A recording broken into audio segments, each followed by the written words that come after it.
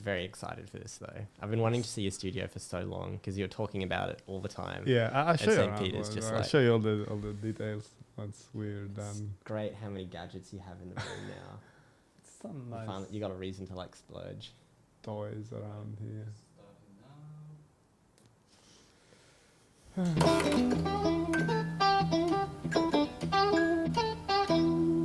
Okay. So we were just talking about death. Death notes. Yeah, we were.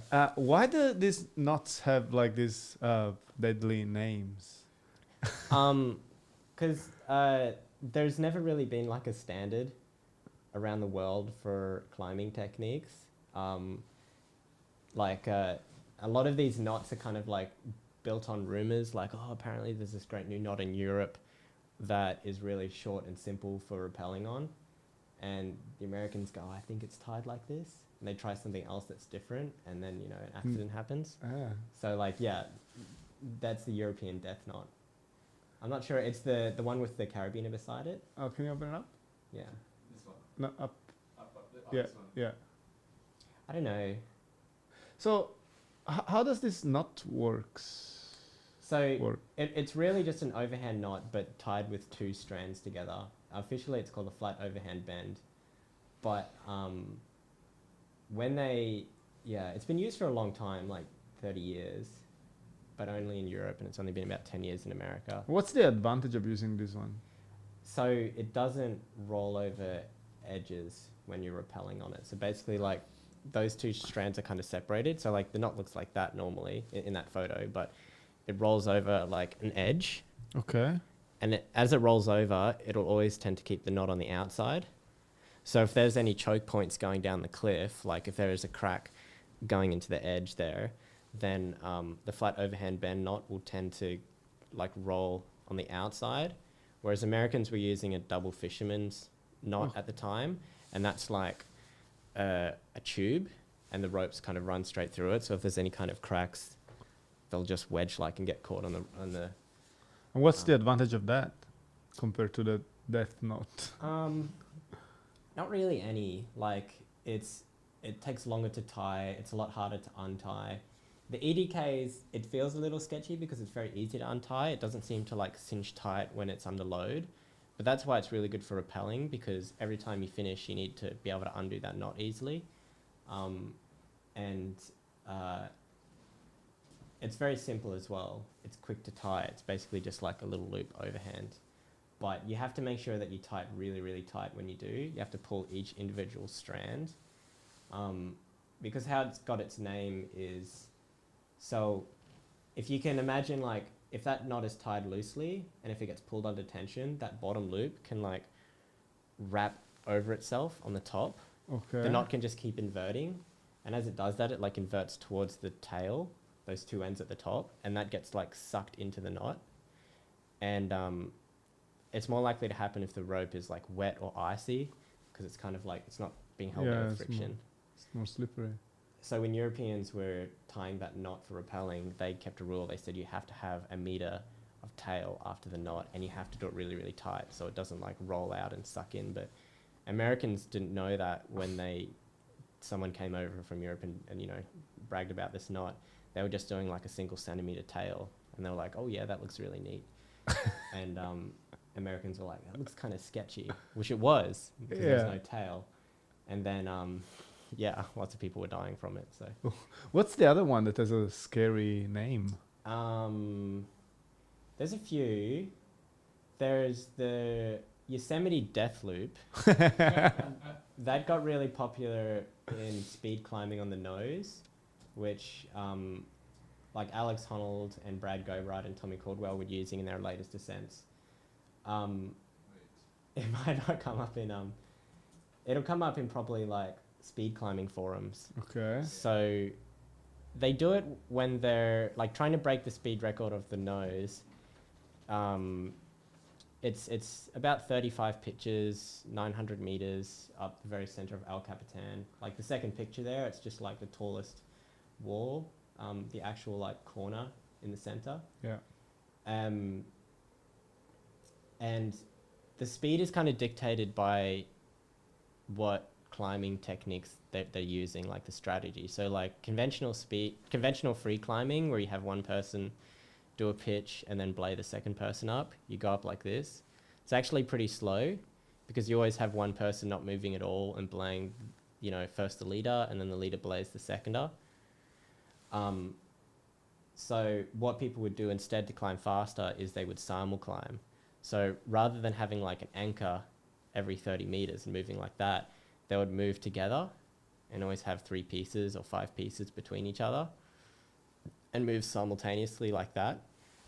So who's belaying? Basically, like, because the rope is kind of like tight between them, if the leader falls, then the weight of the seconder is going to catch the leader. So the leader will fall until the next piece, and the dead weight of the seconder will catch them, just like a regular belay.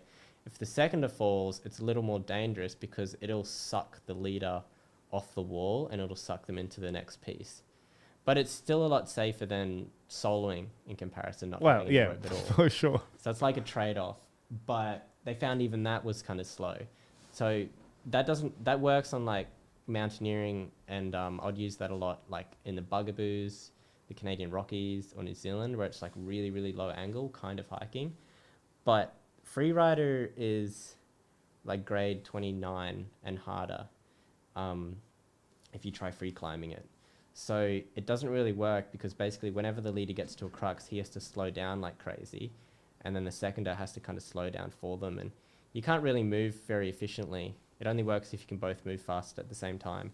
So what the leader would do is climb 30 meters up, and he would pull up 30 meters of rope, and then he would fix that 30 meters on the anchor. And so like with a double figure 8 on a buy, and then that would go down to the seconder. And then the seconder would climb up that fixed rope using 2 ascenders, which they're like giant handles that clip onto the rope, and they go up the rope, but not down. And then the leader, so there's a way where you can belay, it's really technical. Yeah, it's interesting, it's interesting. I'm getting so gritty. There is a way where the leader can belay themselves with a gree-gree, lead soloing, they call it. So it's with the rope, and basically like, so you got 30 meters, which is half the rope being used for the seconder. There's another 30 meters for the leader to play with to get to the next pitch. They would clip themselves with a gree-gree, and their end is attached to the fixed rope anchor between the 2 climbers, and then it goes to the gree-gree, which is attached to them. So they would let out 5 meters of slack with a gree-gree, climb 5 meters, let out 5 meters, climb 5 meters. They're putting in pieces as they climb up, and if they fall, then the rope is still going to catch them because that anchor, the rope is attached to that anchor, and it goes up through the piece and then to them at the gree-gree. So they're belaying themselves, basically. How safe is that? It's safer than simul climbing because if the leader falls, it's not going to pull the seconder off the wall. If the seconder falls, it's not going to pull the leader off the wall. So it's pretty safe. But the downside is that the leader has to stop every 5 meters and pull out 5 meters of rope. They can't belay themselves automatically hands-free. And if it's a really hard climb where they need both their hands for the climbing, they can't exactly let go and there's 2 hands. And, you know, if it's like overhanging like this. Yeah. So instead, what they do is no belay device at all. They would pull up 30 meters of rope at the anchor and fix it, and then they would start climbing. And the idea is that if they fall at any point, then it's like a bungee jump. They'll fall like a full 30 meters. They'll go like 30 meters to the anchor and then 30 meters below the anchor, and then the rope will eventually catch them, and that's a factor 2 fall, which is like enough to break a hip or a back. Yeah. But it's not so much that they'll, fall 1,000 meters and die. But you're hanging 1,000 meters above ground with a broken back. Yeah.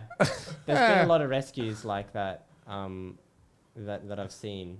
And they have helicopters. People are able to get rescued within, half an hour or an hour. And that's kind of part of their risk acceptance. They're absolutely. I'll get a broken back. On the other side, the rescue response is really fast in Yosemite. So, I'll get to hospital quickly. Makes sense. How long have you been climbing for? 10 years now. How did you get into it? I lived in Singapore when I was in high school. Okay. And how come?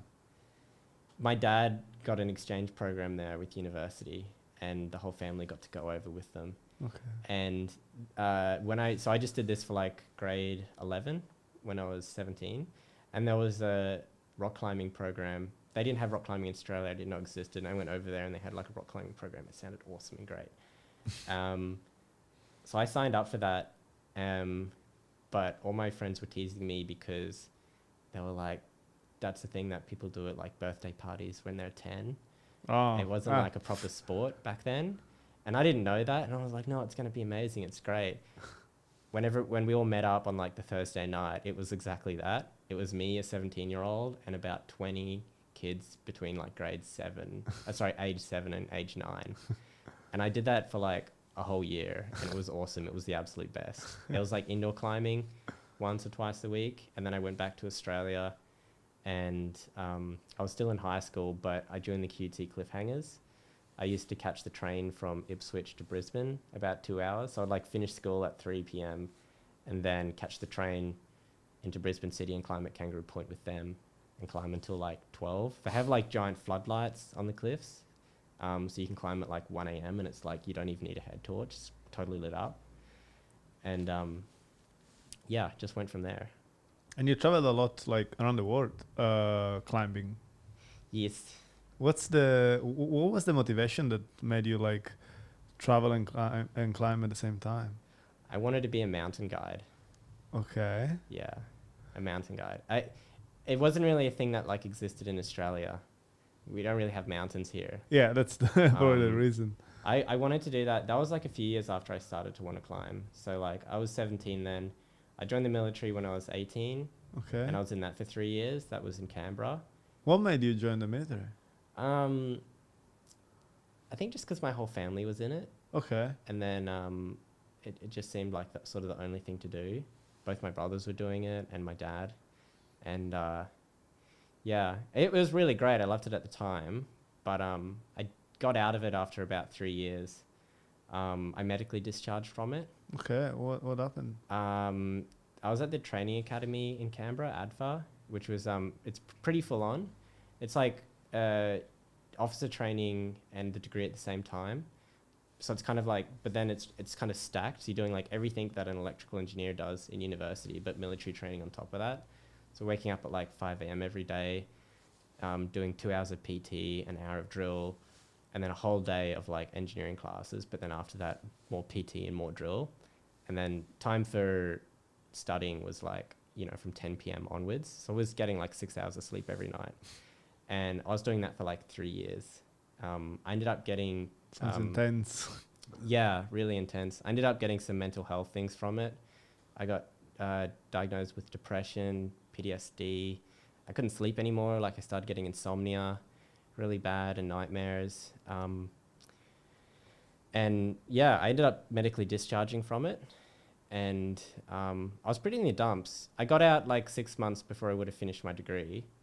And a lot of the classes weren't like, they were military specific. They weren't like able to convert to going to a civilian university. And though I'd done like 3 years of like officer training and a degree, I was still like fresh out of high school. And now I had all these mental, you know, now I was unable to sleep and I had depression and panic attacks and nightmares. So I was pretty down in the dumps. But one good thing that came out of it is when you medically discharge like that, you get access to your pension as if you're retired, like as if I was 68. Okay. Yeah, I spent about a year kind of like doing rehabilitation for that, but I was trying to work out, like I had no idea what I wanted to do in life. I didn't feel like I could go back to university. I was unqualified, so the best I could do was McDonald's. But I knew that I really, really loved rock climbing. I was doing that, you know, every single weekend when I was in high school. I was doing it on the weekends when I was in Canberra. And then when I discharged and I was just rehab, it was either like going to doctor's appointments for medical rehab, but, you know, then there was the climbing gym opening up in Canberra. I was doing that during the week. I was going to weekend trips away to the Blue Mountains, to Nowra and Arapalis, and like, I had no idea what I wanted to do for a career. At the time, all I wanted to do was rock climbing. And that's when you decided to travel? yeah, then I think I was like, I think I want to see if I can do that for a living. I looked around and it doesn't exist too much in Australia yet. They had outdoor recreation, but only like 10% of that was rock climb guiding. A lot of it was like hiking and kayaking and canyoning, which is Hiking really is cool. huge in Australia. Like everyone goes hiking. It's just like a stroll in a park. Yeah. But pure adventure like climbing is a bit rare. Maybe because there are not so many actual big Yeah. mountains. Yeah, exactly. There is a lot in New Zealand and Canada and America. Yeah. And I always wanted to see those places while I was in the military, but because it was like so full on and I didn't have many holidays, I couldn't. So like after I got out, I was just like, I have no idea what I want to do, but I want to climb mountains. And I couldn't do anything for myself for like 3 years while I was in the military. And I was like, I'm going to do this for me. I had this pension. I was able to I'd be able to travel and still get an income. Like every single week, I could get a small payment. And because I spent about a year at home first, I had some savings. And they don't have mountain guiding in Australia. And I didn't really know that was what I would wanted to do. It was more just like I wanted to climb and travel. With my savings, I bought a one-way flight to Los Angeles in America. It was in 2016. So I was, Sounds like a self-discovery journey in a way. it was, yeah, I was like at the absolute dumps of my life. And then I didn't know what I wanted to do. I just wanted to climb. And I had that one-way flight to Los Angeles and I didn't have anything else planned. That's the best way to travel anyway, like regardless of the background. Yeah, it ended up being about 6 years of traveling. I Fantastic. came back to Australia like every now and then, like 1 or 2 months of the year, but it was seriously like week by week. I had no plans at all. 6 years. 6 years. So you started from LA? Yeah, I went to Yosemite, of course. I went to Joshua Tree first. I love Joshua Tree. It took me about 2 years to get to Yosemite. Yeah, I went to Joshua Tree first. I worked my way inland. I went like to Las Vegas, Red Rocks, into Utah. I climbed at Zion, Indian Creek, Moab, and then to Colorado, and then up Wyoming, Montana. I spent all winter in the Canadian Rockies. Oh my God, yeah. Joshua Tree was amazing. I know. I remember I was climbing. I can't remember if it was Joshua Tree or somewhere near there, but I was climbing some red rocky thing, and then there was this plant hidden on the inside of a crack with spikes, like long thorny thingies, and it kind of paralyzed my left hand while I was climbing, and I couldn't God. open and close my fist anymore, and it was like crazy scary because like I was like out of a hand, and I had to climb down with like just one hand. And after an hour I got back to normal. I was like, okay, good. No need to go to the hospital. But at the moment while I was up there, it was terrifying because it was not a proper climb. So I was sort of free soloing. I mean, it was like the equivalent of a like 14 maybe. Yeah. Maybe even less. But when you have a hand less, then it becomes more difficult, and especially if you need to climb down. It was a bit scary, but I still like Joshua Tree. It's amazing. Amazing Did you see area. the coyotes? Yeah. While you were there? Yes. That was magical. Yeah, no, I remember it's like brilliant. I remember like when we were down at the campground, I arrived at night and I could only like hear them and not really see them. And I kept seeing shadows like in the back of my eye. It would be like a coyote running from boulder to boulder or behind a bush. And I thought like, oh, there must be 1 or 2 out there. But then in the morning, going rock climbing and getting to the top of one of these 50-meter high boulders, I could actually see there are actually hundreds of them, absolutely hundreds. And it would be like, I'd be like 6 of my friends down at the campfire and everyone's just around chairs close to it. And where I thought, oh, there might be 1 in the distance, at the top of the cliffs, I could see maybe 10 around them. There'd be 1 behind every boulder, behind the trees. There'd be 1 like looking at the food, and they're everywhere. And they're all facing in, watching us. They're all watching my friends. It was creepy. It was really vivid. Like up there, you can actually see what's going on, and they're really funny. They're really feral-looking dogs. Yes, a little bit like what are they called? Dingoes. Yeah, in Australia. in a way, they're a lot like dingoes. They have really long snouts. They look really wild. I mean, they're totally harmless. They don't go towards people, but like as an Australian, seeing that, like it's very, very different. And then it was really cool at nighttime where they all howled all at once. Where it starts off with just 1 howling, and then all of a sudden it's just hundreds of them all at once, and the whole entire campground just lit up. Beautiful. Yeah, really, So- really beautiful. What made you stop traveling? Oh, well, COVID happened. So I came back at the start of last year in about February, like right before the lockdowns happened. Yeah. Also, the work visa that I had in Canada was finishing. So it sort of all happened at the same time. I did about 6 years of traveling for mountain guiding, and it's really hard to get into it, it turned out. So that whole 6 years was kind of just apprenticeships of traveling. Like, yeah, I had to get a really large resume. Every place I'd went to would be like a winter learning to ice climb, or learning to aid climb in Yosemite, or learning to mountaineer in the Bugaboos. And all that was so that I could eventually apply to start mountain guiding.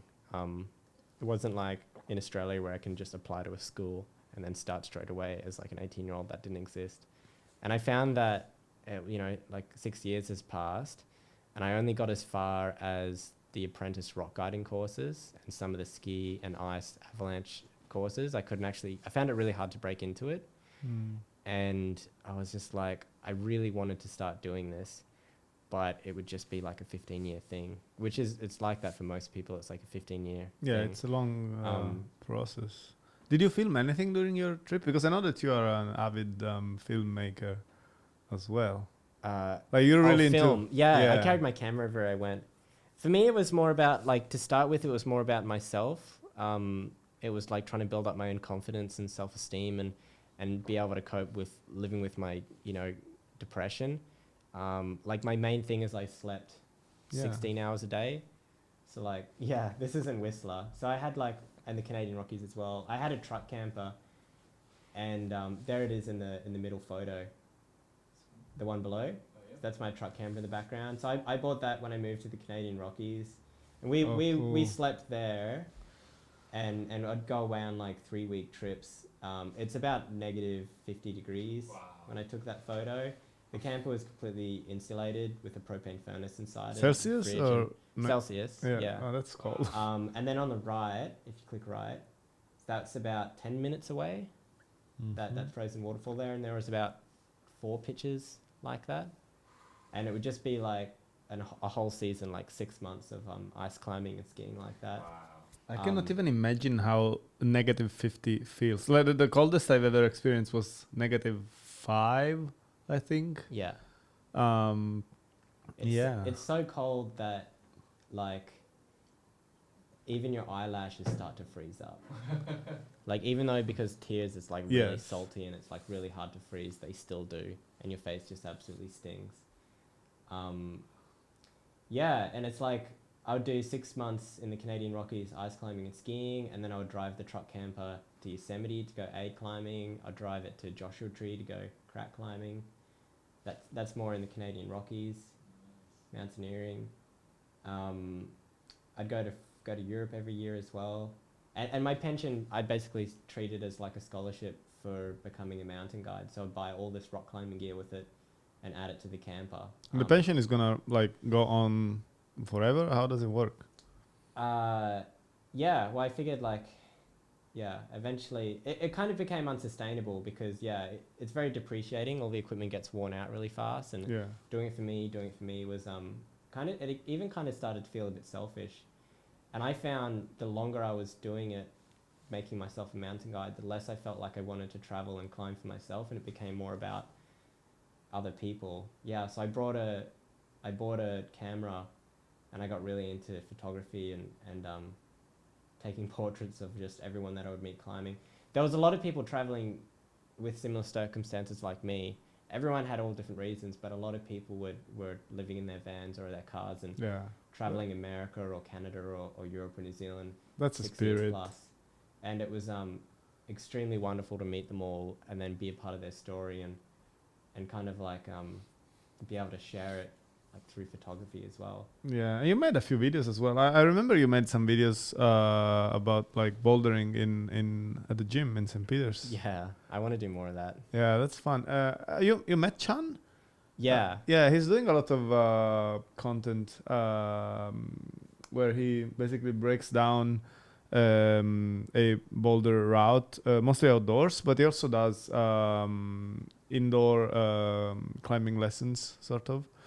And his channel is pretty cool. Like his content is really nice. You guys should do like collaboration or something. I do want to start doing it for like climbing lessons, teaching people like how to do trad climbing, sport climbing, anchors, rappelling. Yeah, but it's really difficult. I tried doing it for mountaineering.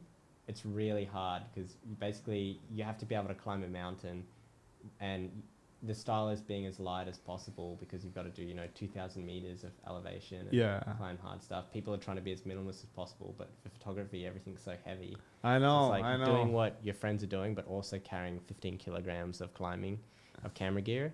And it's all right. It's manageable if it's just photography gear, but then you add video gear too. No, it becomes really tricky. A friend of mine asked me to, like, he was going to do this weekend, I think the past weekend, he was going to do a multi-pitch trad, something in somewhere. But basically, he wanted to bring a drone, and I was like, how are you gonna like control the drone while you're climbing? Like, you need someone else to do the filming. Like photography, you can do. I've done a few trips where I was taking pictures of climbers, and that's relatively easy. But as soon as you want to do video, and you need like stabilizers, you need change lenses, you need, especially if you need drones, it's impossible to like climb and control a drone on your own. Yeah. Well, just to get the gear up there, I've been using a haul system. I found that works a lot better. So like I'm not able to climb while I'm wearing a backpack carrying all this stuff up. Depends how hard the climb 5 to is, 10 I kilograms guess. of doing. Yeah, people always only really want films on the hard climbs. That's how it seems to be. Yeah. It's like you need a hard climb next to a very easy climb, so the photographer can go on the easy climb. yeah. And One good system I've been doing is doing 2 parties, and I would be the photographer at the bottom of the first party. So like we'd climb up together, they'd be the leader and I'd be the photographer. And then I would take photos and videos of the second party climbing down. So that way as they come up, I'm able to take photos, and it's that really nice photo with like the lead climber moving up and the rope is just running below them. And you can see, you know, if they fall, they're going to take a big swing. And if I'm carrying like a lot of photography gear or climbing gear and camera gear, sometimes it's like 20 kilograms, I'd have like a haul bag, like 30 liters. And I would basically climb up, and then that bag is attached to a rope, which is attached to me. I'd put it into a pulley, and then I'd pull up the rope using that pulley, and I'd be able to like haul that bag up, get the camera and gear out. Yeah. So if you've got like a gimbal, anything with like a gimbal drone where it's just like a really large case, that's how it's got to be done. Yeah. interesting. It's hard. It slows down the climbing a lot. Of course. And yeah, everyone kind of wants to move, but it's really fun kind of like slowing down and doing a day like that, making peace about it. Like I was thinking of buying a portal edge. Okay. And doing like an overnight trip on one of the really hard big That's walls.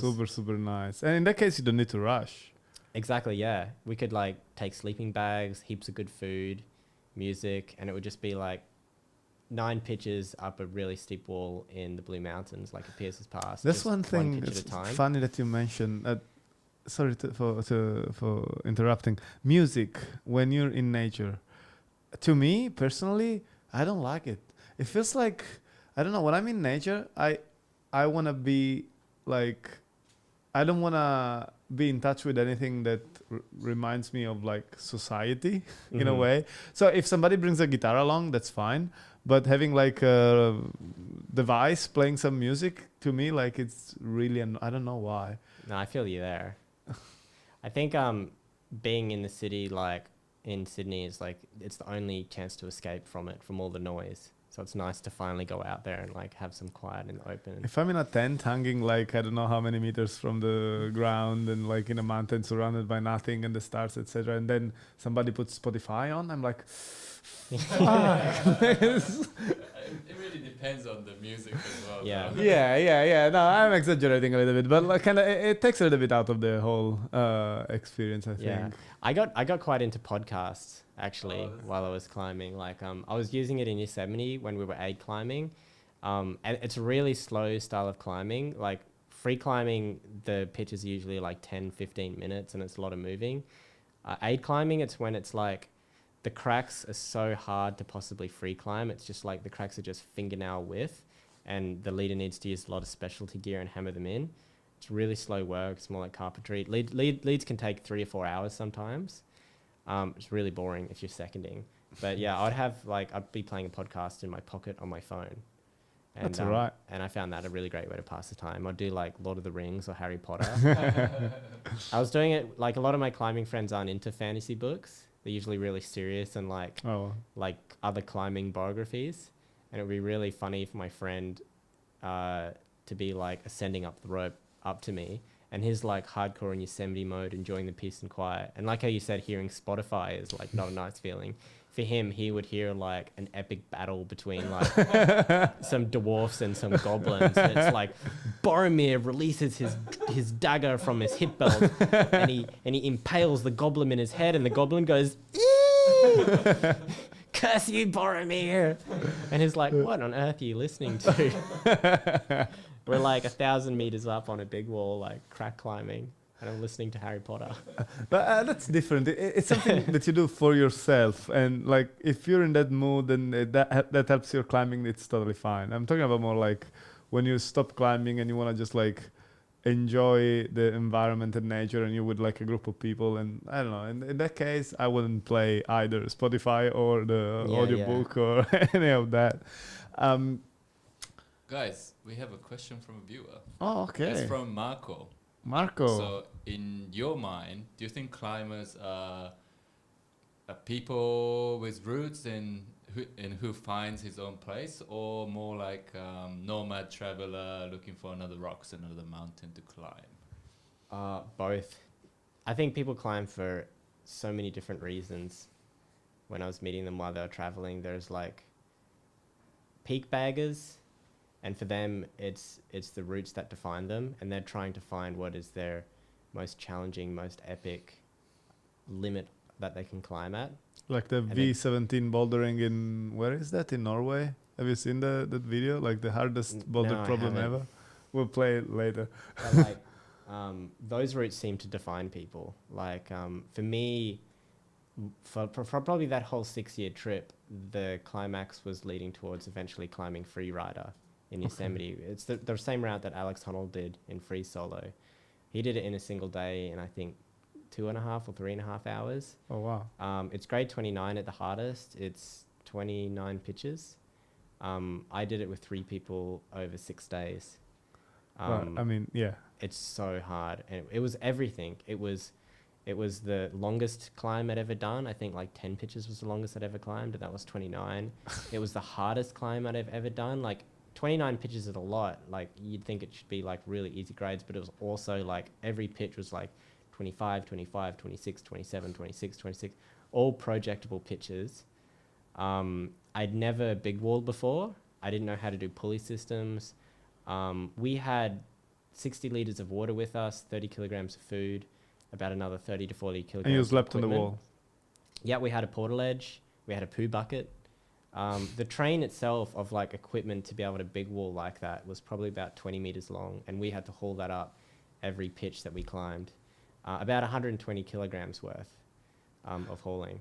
How does the poo bucket work? So you go to Home Depot and they sell these 20-gallon painter's buckets that are about that big. They're fluorescent orange, and it's like attached to the very bottom of the train. Okay. When you're climbing, so it's at the kind of the very bottom of everything, kind of out the way from everyone. You can't just poo off the ledge because there's always climbers below you and you're out of free space. So I'd rappel down. If I needed to go, I'll rappel down besides the train to get to the poo bucket. And then we had these... Don't look up poo bucket because something horrible is going to show up. So from the climbing shop, you can buy these plastic bags that are like made for poo, where it's basically like a garbage bag and a garbage bag and a garbage bag. And in the very bottom one, it's full of like absorbent powder and anti-smell and anti-everything.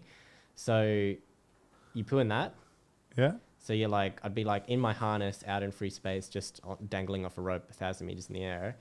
I'd kind of like pull my pants down, I keep my harness on, poo in that bag, close it up, put that in a garbage bag, put that in the other garbage bag, and then it goes into a Ziploc bag and it packs down to like nothing. And then that goes in the painter's bucket. Okay. You can kind of use the painter's bucket as a seat as well, if it's just like a free hanging poop. And then the lid goes back on that. It's a lot. Somebody really had to think about this whole system. Yeah, well, people used to just poo off the edge, and a lot Yeah. of people still do. So flying poo is like, you know, it's a real thing that you have to like be worried about. And That's a. I mean, I would see that as a problem, right? Like if somebody's climbing down, like below Yeah. you. well, people still pee off the ledge. So like poo is less common, but I've been peed on.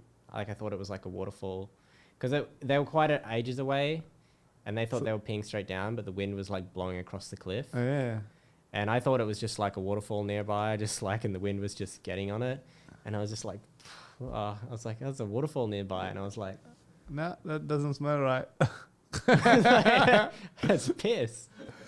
Ouch. And then, yeah, we would carry that down after we do the big wall, the big painter's bucket. We just throw it in the bin and buy like a new one. It gets heavy. It's 6 can days. imagine. We've done longer How big many people? walls. 3 people for 6 Okay. days, but I've done it over 8 days as well.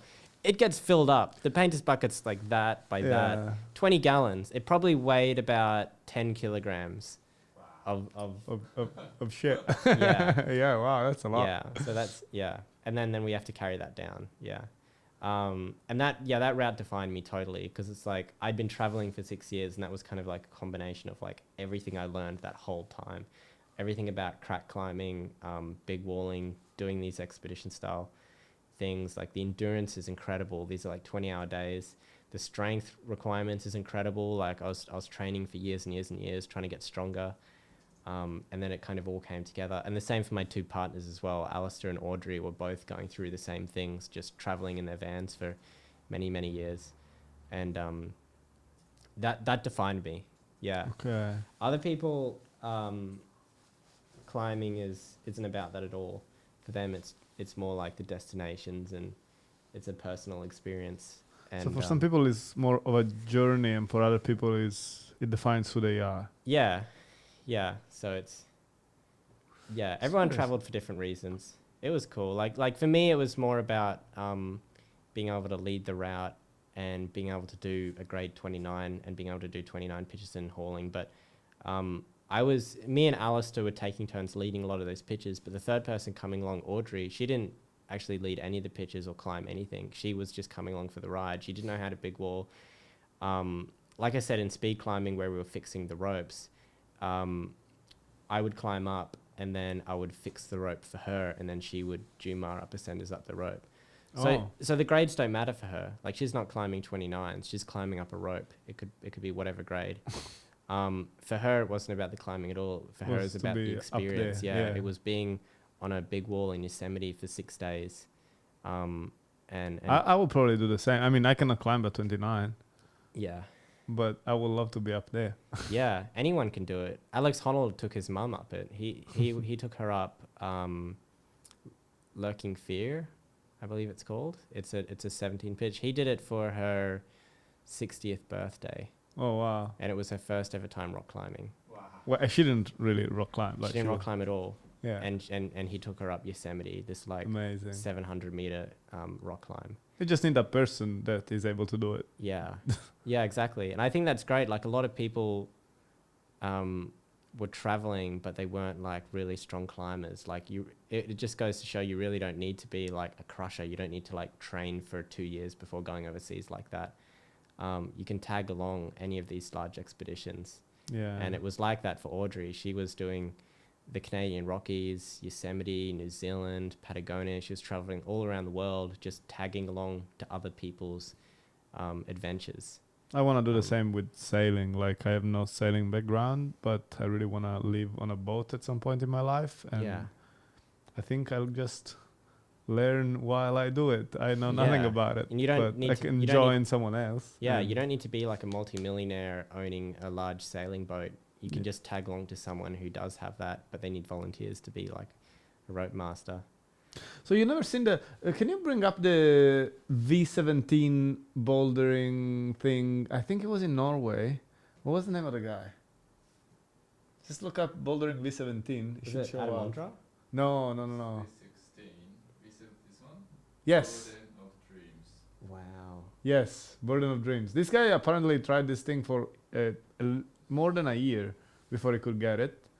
And it's like overhang, like completely flat. It looks painful and Yeah, it's like it What- looks like a blank wall to me. look at the Like just a concrete technique that wall. like he needs to go back and forth, and the footing is like crucial. And I guess it makes sense to do it at night. But Yeah, the colder the rock is, the wow. better the grip. Unbelievable. Did you ever had a problem that you tried for like, what's the longest that you had to work on the same climb or boulder problem or before you got it? Oh, I'm about to sneeze. There was jet lag in Arapiles, which was a 29. That was my first one. That was about, I think about 3 years of like every time I was going back there trying to work on it. But that was like kind of like one move, and it was a really, really crimpy move.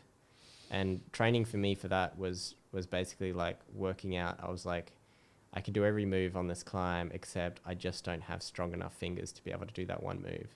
So I would go back to Sydney or Canberra, and it would be a year of like a lot of hangboarding and campusing. Oh wow. And every year that I would go back, I would be a little stronger, but not strong enough to do the move. And every year as I would get stronger and stronger fingers, and then eventually I went back and I climbed it on like the second or third go. Oh, warming up. nice.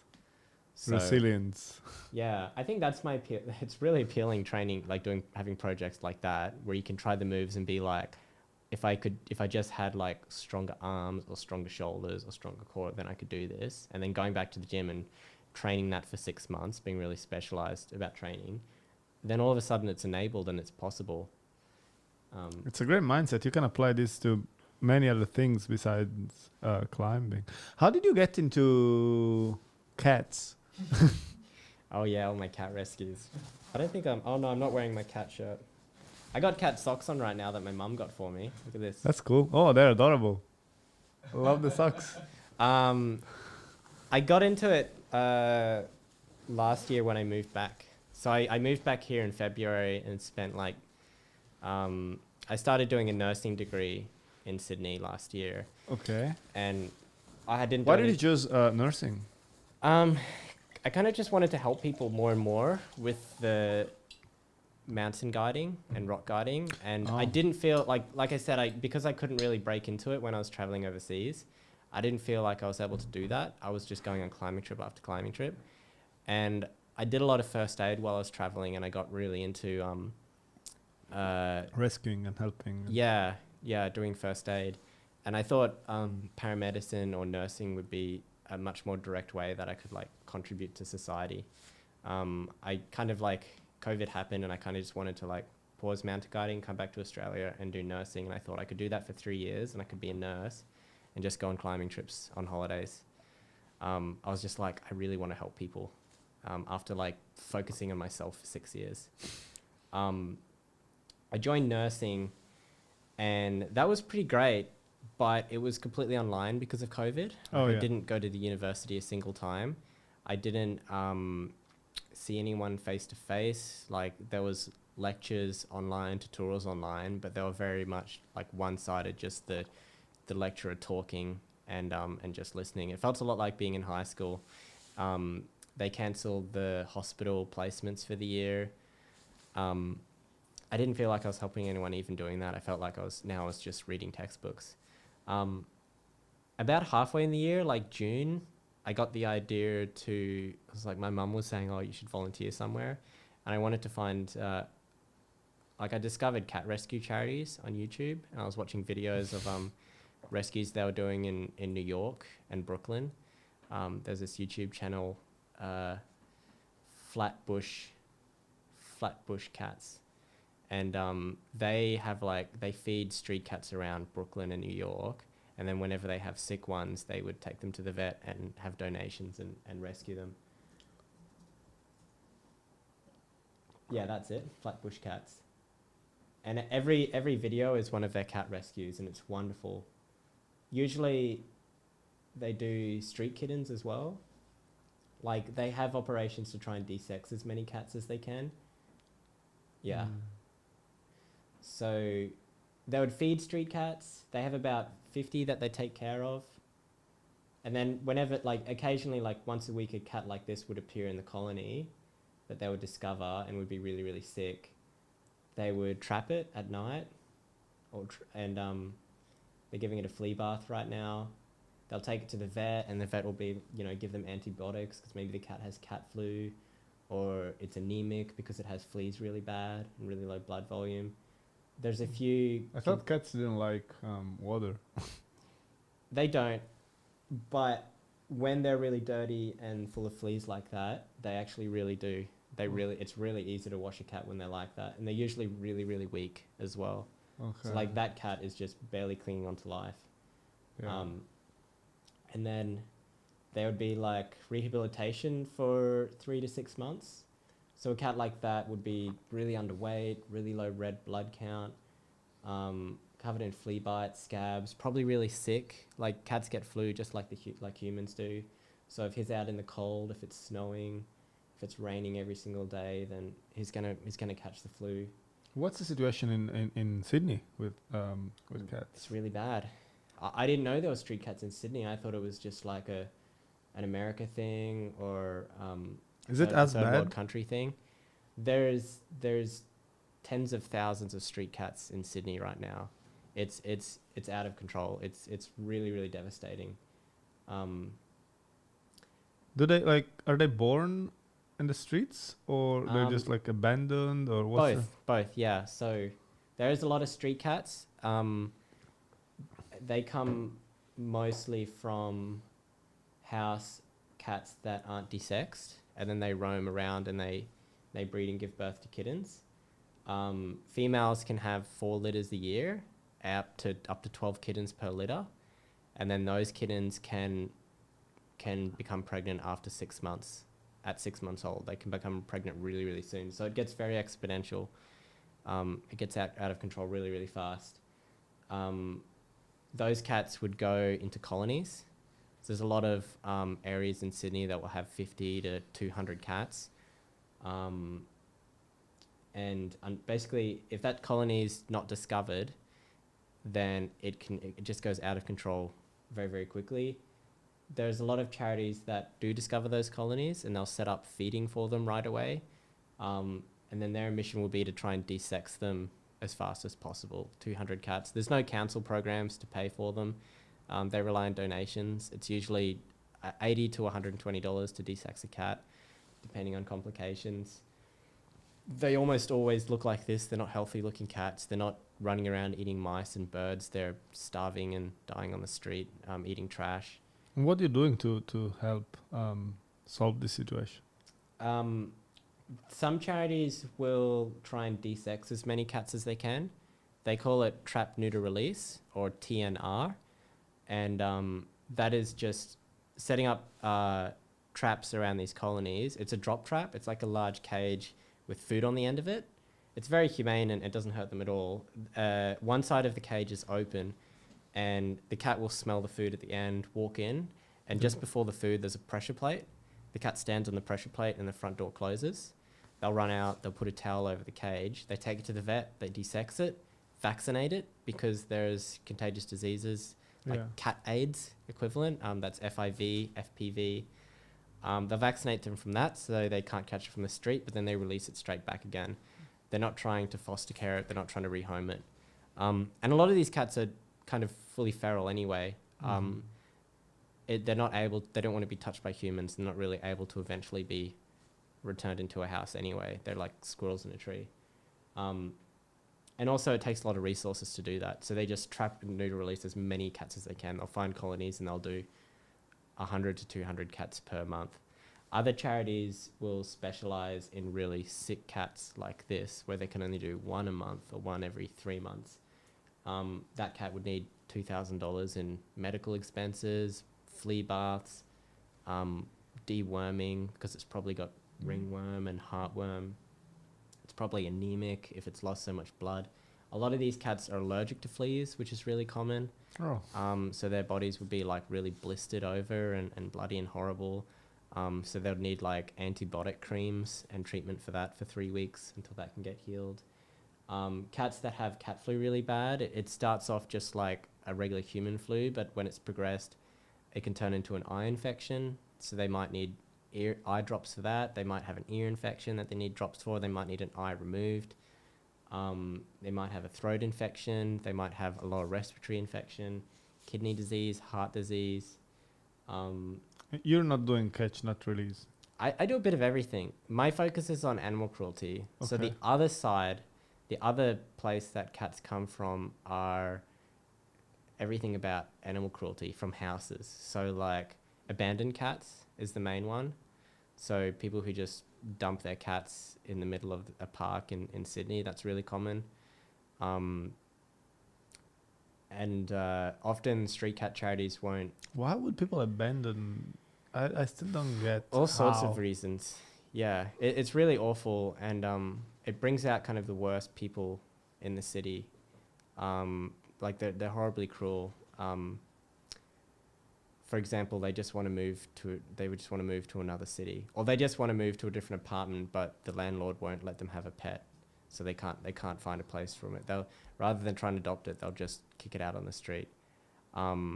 So they get discovered when these TNR programs will trap that cat. But that makes me think that even like somebody who would do that, it makes me think that even when they were living with the animal, like the quality of life of that animal must have not been great, because if somebody is capable of doing something like that, yeah, then they don't give a shit. Yeah, it never is. So like when these cats get trapped and taken to the vet, they scan their microchip, and they're able to call the owner. When they do that, they never try and press to return the cat to the owner if it's been an abandoned pet. If it's genuinely lost, they'll try and reunite them. But every time that an owner's been called up from one that I've rescued, they wanted nothing to do with it. And the cat's shown clear signs of trauma. Like it's clearly never been pet in its life. It's grossly underweight. It might have had fleas. It might have been unvaccinated. And the cat that I rescued from a abandoned house had a full set of rotten teeth, like left to right, completely 100% rotten. So people would do it. In that case, it would have been because that cat had vet expenses. Could have been $2,000 or $3,000 it was $3,000 for that cat to get all of its teeth removed, dental. To get to that point, they must have neglected the cat like a lot. Yeah, rather than pay for that vet bill, they'll just rather dump it on the street because they don't want to pay for euthanasia either. Yeah. So that's what happened with that cat. That was Fred. Had to be euthanized? I would much rather... No. Fred got his teeth taken out. It was a happy ending for him. He got adopted. I have a video of him, actually. Yeah, that's a video that I have. If you type William SKEA's Animal Rescues Fred... Would the teeth grow back? How do cats work? So his tongue sticks out now because like cats' teeth hold their tongues in their mouth. Yeah. Because he doesn't have that anymore. Yeah, that's him. So his tongue sticks out. Yeah, that's Fred. That's Fred. He was discovered in this guy's driveway. Oh, wow. Just absolutely as sick as could be. His tongue's sticking out because he's got all those rotten teeth. You can see how mangled and dirty his fur is. He had flea anemia as well. Where was this? Which area? It was in Redfern. Okay. And how long did it take to like... about 3 months before he got adopted eventually. Okay. So like, yeah, he went to the vet. He got all his teeth taken out. He had fleas and worms pretty bad, so they gave him tablets for that, and they gave him some antibiotics. How do you cover up for all of these expenses? Donations. So when I was traveling for climbing, I had a Facebook page, William SKEA's Climbing Photography. Yeah. With about 1,000 followers, and that was just posting like, photos from my adventures. The way I started with Fred, and when I got into cat rescues, it was I just wanted to like volunteer for a local Sydney street charity, and this was the first one I did, and they had actually paid for everything this time. So for Fred, it was under another charity. Donations from other people, basically. Beautiful. Yeah. It gives you hope. knowing that Yeah. there are people who would actually. It was a Yeah, really yeah. good charity they're for too. Like 100% of their donations go to medical expenses, and they cover all the admin themselves. So I gave him a flea bath to start with. And yeah, the vet wasn't hopeful. We were seeing this cat and we're like, he's gonna have to be euthanized. But Yeah, he was the they tend to do nicest. that. Like they're very dismissive and like not so Yeah. much humane. It was because his. Oh no, the vets are usually wonderful. They were just looking at him and they just saying he's so weak. Yeah. But it was it was such an incredible recovery. It was such a happy ending for Fred. He got his teeth out. Fred looked really bad. He must have just been in a lot of pain. So there's him. You just see how happy he is. This was like 2 weeks after his teeth were taken out. Yeah. He must have been so unhappy on that driveway with all of his teeth. He must have been in so much pain. But Yeah. literally, like, donations to this charity is like such a direct way of reducing suffering. You take a cat's teeth out that's in pain for them, and the pain goes away, and they turn into this. Yeah. They turn into adoptable house cats. You just look at him. He's very, very happy. He's gumless. His tongue sticks out of his mouth now because his teeth don't hold them in. And he started playing with toys, played with a laser pointer. He was so sick. The first 2 weeks I had to hand syringe feed him. He couldn't stand up. He literally, like, I had to syringe water and food into his mouth because he was too weak to even eat. And then he was too weak to stand up and use the litter box. He would pee himself like twice a day. I had to wash him twice a day for the first 2 weeks just to keep him clean. How many cats do you have now? Do you just take care one at for? the moment. Okay. I've had about, yeah. Well, that was, I guess that, I think the most, I've done about 75 for my charity now. The most I've had was about 20 at a time. Wow, that's a lot of cats. I had a rule, each cat got their own foster care house, so everyone's doing one cat each. Okay. So it's a lot to manage, but it was spread out with a lot of people helping. Yeah, isn't he cute? See how fat he is now? He put on so much weight. He must have gained 2 kilograms. Yeah. And he got adopted really, really fast. Like that, I thought he was a feral cat. I thought he would have to be euthanized, and it would be a sad ending. And it just turned out to be like the happiest cat in the world. And whoever adopted him would have just been the happiest person on earth. So what's the future for you on both fronts? Climbing and as a guide, as a mountain guide, and as a climber, and on the cat front. I'm kind of just working that out now.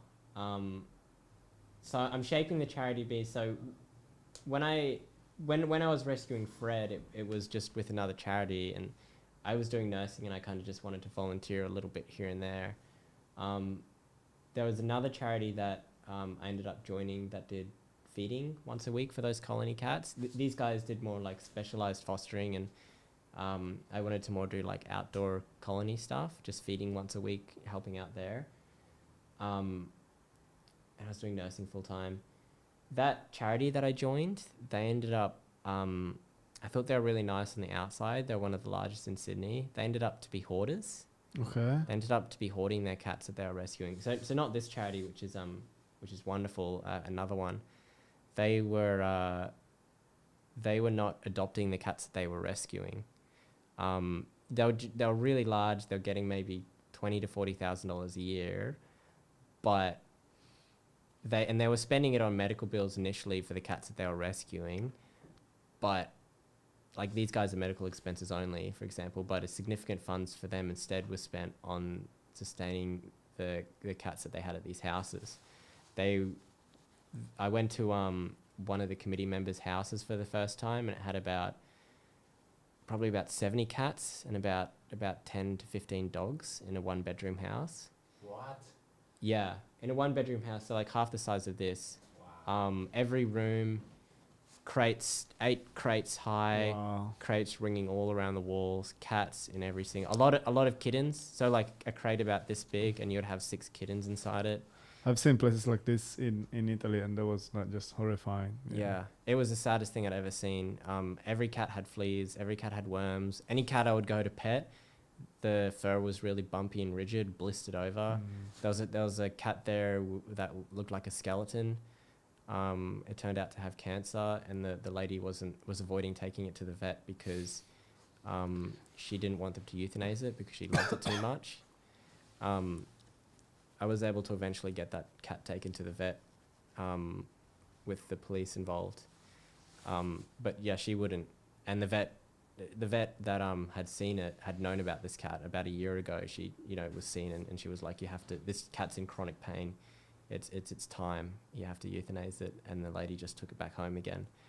There was a cat with asthma that was coughing and wheezing. The air was thick with urine and hair, and it was just awful. Cats were covered in urine and feces. What was the motivation behind? They were just extreme cat lovers. These were 70-year-old ladies that to the point that love becomes toxic. They're convinced that only they could take care of the cats and no one else could. And all these cats are street cats. They're very spicy, feral. A lot of them don't want it to be pet. And whenever they would rescue a cat like that, they were convinced that, oh, well, it's unadoptable. No one else could care for this cat as much as we can. It's, except us, because we understand street cats. We can't pet it, but it'll live better in the house rather than out on the street again. And they just couldn't stop themselves from rescuing every cat in Sydney. They just, as soon as they get the funds, they would rescue more cats. They get more donations. They rescue more cats. And it ended up being, I thought that was bad. I thought 70 cats was bad. When I spoke to the vice president about it and I went to her house, she had about 200 to 300 cats in her house, which is also a 1-bedroom apartment all inside. And that was the saddest thing I'd ever seen in my life. I went to other charities asking for help. They were all swamped. There's so many street cats in Sydney. They were all maxed out trying to rescue ones off the street, and they couldn't. Last Saturday, the swans beat the magpies 10-12. Yeah, my phone does that too. They were like, sorry, we just don't have the resources. Council couldn't help. They said, houses, and their charities, it's messy. The police couldn't help.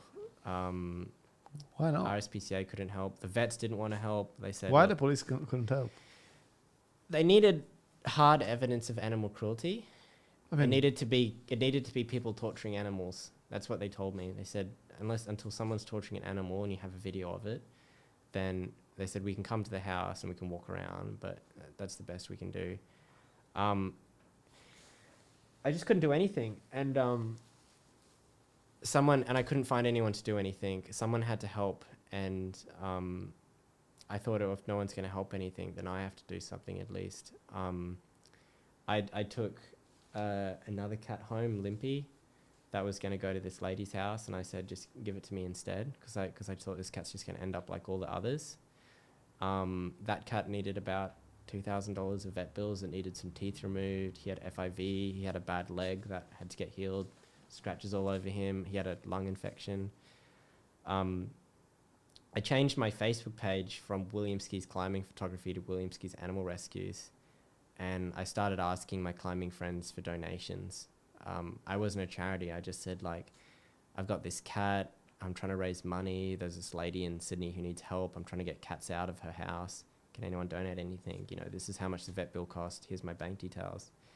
I posted on Sydney Climbers, the Facebook page for climbing meetups, and I posted on Melbourne Climbers, Arapalis. I was looking for donations there. I needed to get cats out of this house. I needed to work on the sickest ones first. The cat with asthma had to go out. The cat that was fully anorexic, looked like a skeleton, that needed a house. There was a cat with flea allergy that had lost all of its fur and was just blood and blistered. It's fascinating that you targeted climbing communities instead of cat lovers. Yeah. Well, I was new to Sydney. I didn't know anyone. The university. No, but it's a great thing. The university was closed because of COVID, so I couldn't meet anyone there. I couldn't ask any charities for help, but I had this really large climbing community that I would always post to, where I would find climbing partners and ask for advice. It was all I had. It was the only community I had. And they turned out to be extremely supportive for it. It went amazingly well. We got enough money for Limpy's vet bills. I found about probably about 15 foster carers through Sydney Climbers. Beautiful. People, like, I'd post on that page saying, like, I'm desperately looking for foster carers, can anyone help? And I'd get 15 or 20 people messaging me back, and every person, they're like, you know, there would be a cat lover, and they say we could have a second cat, or someone who's never had a cat before, and they would say, like, you know, we haven't done it, but we want to help. And I did one cat at a time. When I couldn't get the police to come in to do anything about it, it took about 3 months. I did eventually get that to happen. We just did the most critical cats first. So the flea allergy cat, flea bath, shower, antibiotics, cream all over its body. It was about 3 months like that. Her fur ended up growing back. She ended up getting adopted. That was Dolly. The cat that had cancer, she was able to get 2 months with a foster carer before she had to get euthanized. And that was actually a really sweet, happy ending for her. She was so sad at that lady's house, but when she was with the foster carer, she was at peace. She was so happy. Her name was Cindy, and she got her happy ending, her happily little forever after. A few other cats got adopted like that. The asthmatic cat got her own home with no other pets. Air conditioning was usually on in the house. The windows were closed. So she got a Ventolin and an inhaler as well, a little cat one that goes over the mouth. Oh, yeah. So they were doing that twice a day. And she was coughing and wheezing in the hoarder's house, but, you know, she was breathing really well in that new house. All these cats got adopted. I got 23 out. So 3 months I managed to do 23 cats in total from there. While I was doing that, I was building up evidence of animal cruelty happening. I was focusing on neglect. So that cat that had cancer, for example, for that lady to take it home and go against the vet's advice and not treat it and not euthanize it when there was nothing left to do. If that cat is suffering in pain, which it was, and you're not doing anything, that's neglect. That's animal cruelty. Yeah. So while the vet wouldn't actively go in and help, just by the vet, you know, writing a statement about this, you know, that would be enough, and that would be one cat. All those cats that had fleas and worms, I was taking photos as much as I could anytime I visited the house, and I could use that to build my case, saying, well, this lady's not treating them for fleas or worms. She's not vaccinating them. They weren't all desexed, so there was some breeding going on. And then the other house as well was the same. So there were cats with chronic diseases that weren't being treated.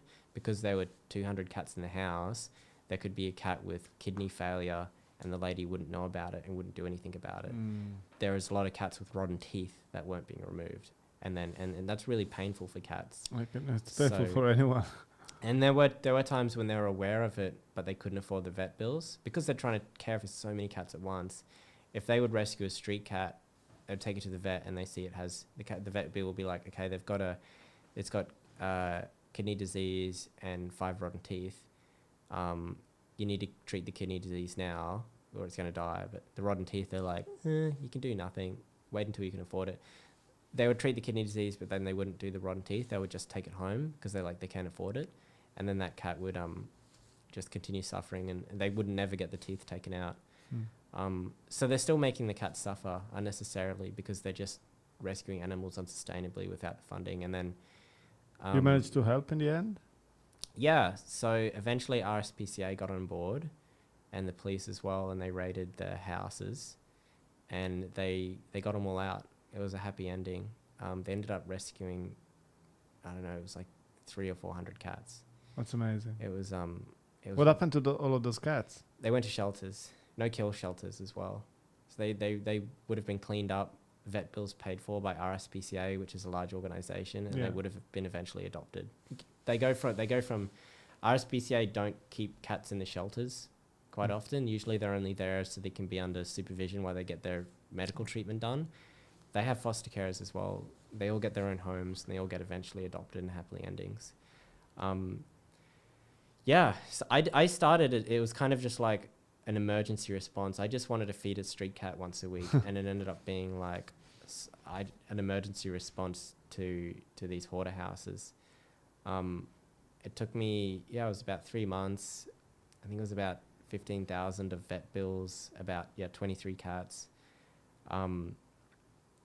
I had to figure out how to raise money from it, and I started it up as a proper charity while I was doing that. While that 3 months was going, I eventually was able to establish William Skea's Animal Rescues, and that meant I could receive donations and they would be tax deductible. I could get more donations that way.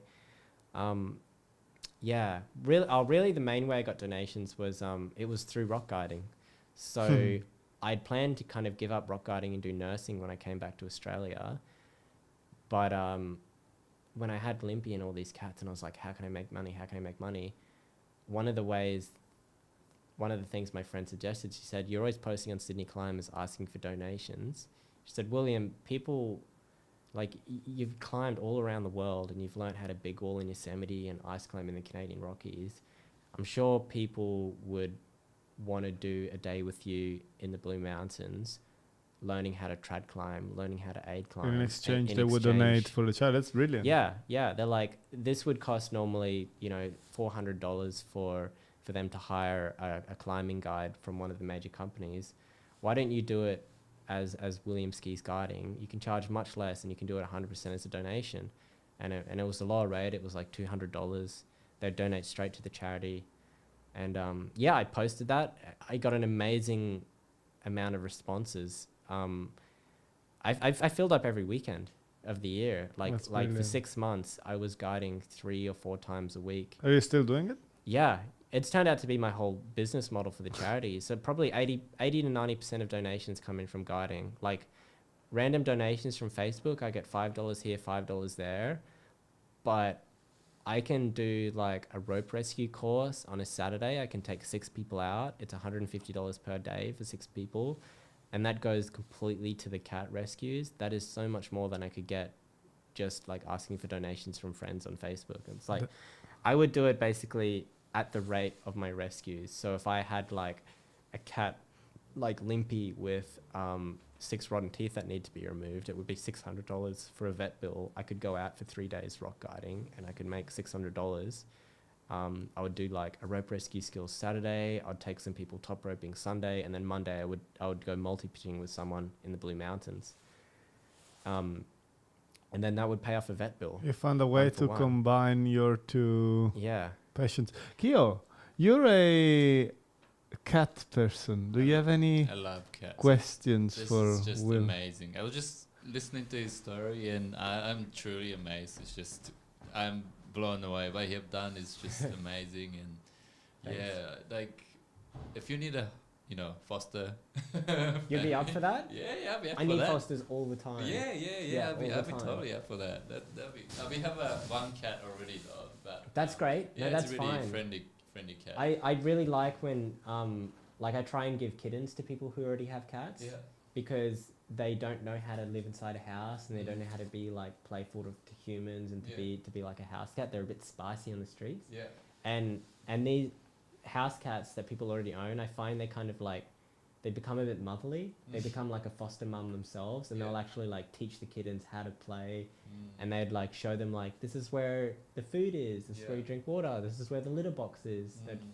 And like the kittens will try and emulate. They'll be like, oh, you're digging a hole in the litter box and this is how you do it. And then they'll see the mum, they'll see the house cat playing with the laser pointer, and then they'll want to play as well, and they'll groom each other. Yeah. It's great. It's really magical the way that happens. And like I've seen one of my foster carers' female cats had actually started lactating. Oh. So there were 2 orphan kittens that we rescued. And I'd given it to a foster carer to look after, and that was mostly just to give the kittens a feeling of warmth, of just like a large cat that they could cuddle up with. Yeah. One morning they woke up and they were drinking from the mum cat. Wow. And this was a desexed female. The cat was maybe 12 years old, had never had kittens in its life. Wow. And now it started producing milk and had taken these kittens under its own. That's a miracle. It's amazing. This cat, it was like, they were like kind of concerned. They're like, oh, she's not very friendly to other cats. She's a bit hissy to guess. This cat had turned into their mum. Wow. She was a foster mum. She was grooming them every day. She was like getting them to go to the toilet. She was like bathing them all over. She was feeding them. Yeah, It's the best. It's so fun. It's so fun and it's so rewarding fostering. If you get into it, you'll love it. Yeah, just let me know. Absolutely love it. Yeah. Most fosters end up adopting their cats as well. It's so hard to give them away. I don't think I could give it away. Yeah, it's so magical when it happens. So I'm like all for that. Yeah. And yeah, all these guys, a lot are rock climbers as well. So it's like we're like rock climbers trying to brainstorm how to rescue cats from these houses, from hoarders, from breeders, and basically at the end of the 3 months, those cats got rescued, and there was nothing more to do. And now I had this charity established, and I kind of realized this was my business model: take people guiding for the cat rescues. I was like, I didn't want to stop. I wanted to keep going. I didn't really enjoy nursing so much. It was so rewarding. It was like I came back to Australia because I wanted to help people, and then I couldn't really do that nursing. But then with these cats, I was like, this is how I can do it. This is how I can do it. It was like an epiphany. And then it was amazing because I was kind of bummed out because when I came to Australia, I was like, I have to give up rock guiding. This way I could still do it, and I could do it for a good cause. I wouldn't do it for me so much. For me, it's like rock guiding is all about mentoring and supporting other people. And that's how I was kind of doing the weekends. But then also the money from it is being spent back on a charity on reducing suffering on these cats. And it is so direct. I was like Sydney street cats, where I would be 100% of the donations go to medical expenses. So they could be assured that it's like the donations are directly reducing the suffering of the cats. And then, yeah, I wanted to do it like I wanted to do it focusing on animal cruelty pretty much, because there's a lot of street cats out there. There's a lot of street cat charities, but there's only RSPCA doing animal cruelty, and they're pretty busy and pretty swamped. Yeah. I was like, that's the niche I want to do. Done a lot of really good projects since then. So it's like now that we're established. After that, it was hoarding, a hoarder house. Sorry, not hoarding, breeding. It was an illegal breeding house. Wow. It was this Russian that had locked 5 females and I think 7 boy cats. They're all brothers and sisters as well in one room, about a quarter the size of this. So literally like that. They were all between 10 and 15 years old, and he was using them for breeding. They weren't desexed. It would have started probably just 2 cats, and then every litter he would have been keeping a few, and that's how it ended up being about 5 girls. What and was about the 7 purpose? boys. It was selling them. So these were Russian blue cats, and they get sold for a lot, about $2,000 per kitten, because they're hyperallergenic. As in, they don't produce the enzyme in their saliva that make people allergic to cats. Yeah. So people are allergic to cats because that enzyme goes on their fur, and like as they're grooming themselves, the cats, and then you touch the fur, and it's actually the spit, the enzyme in the spit. There's only a few cats that are like that. Siamese cats are like that too. And because of that, they're often used for illegal breeding because it's like a really quick money maker. So that's what this guy was doing. On top of all those female cats and adult cats, there were 14 kittens, and one of those female cats was pregnant with, she gave birth to 9, which ended up being 6 because there were 3 stillborns.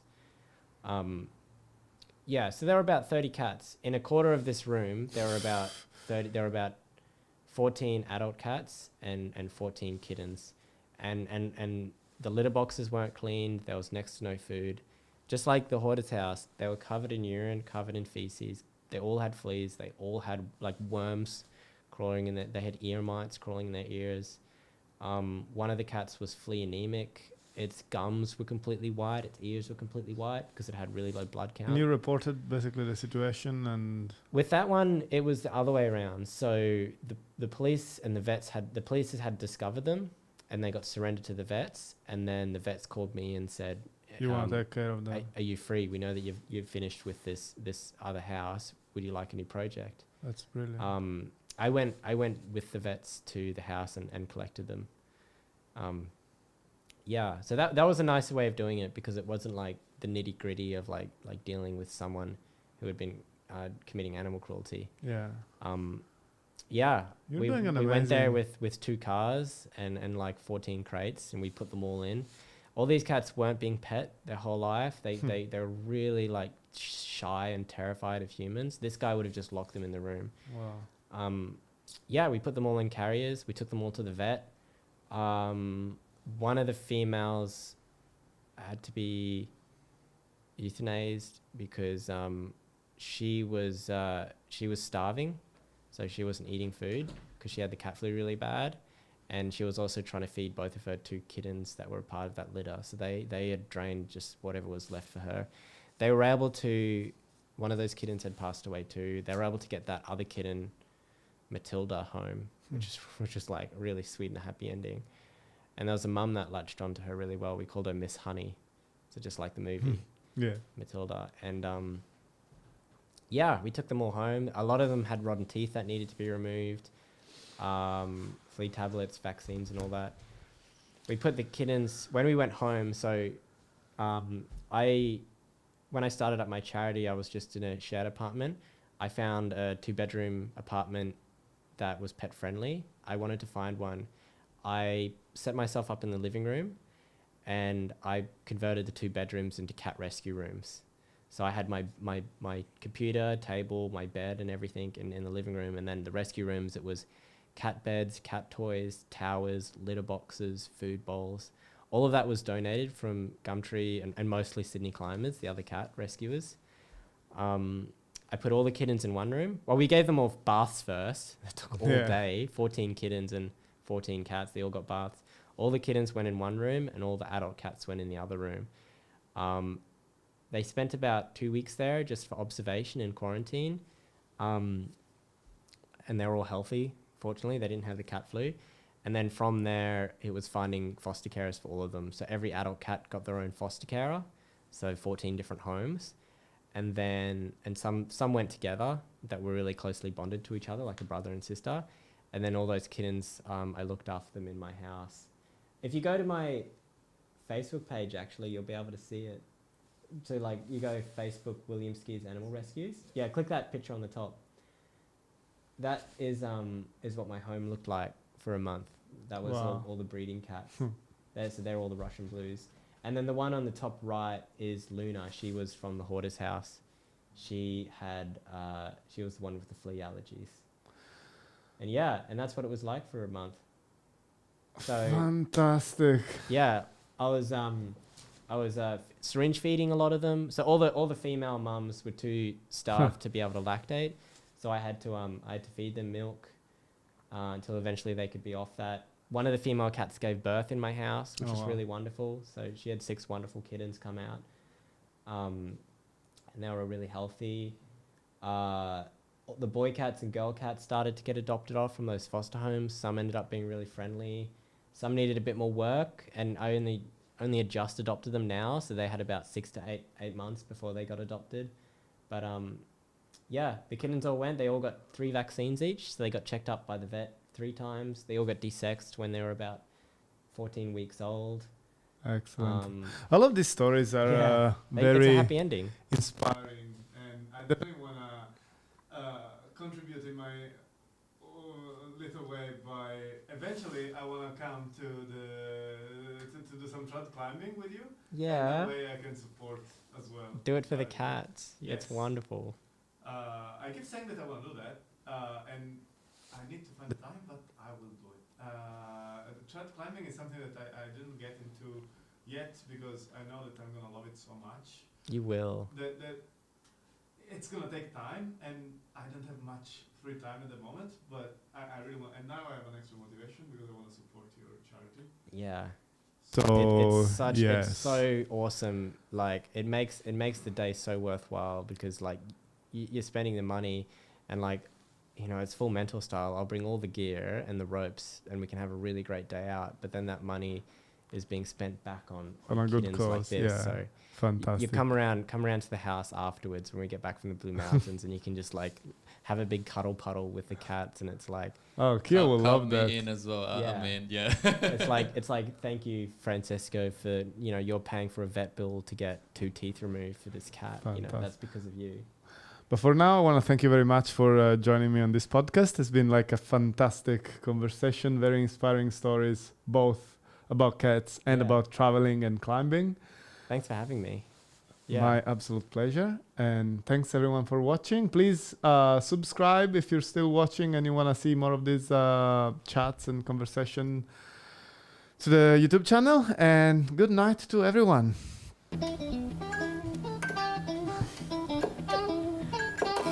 That's it. That's it.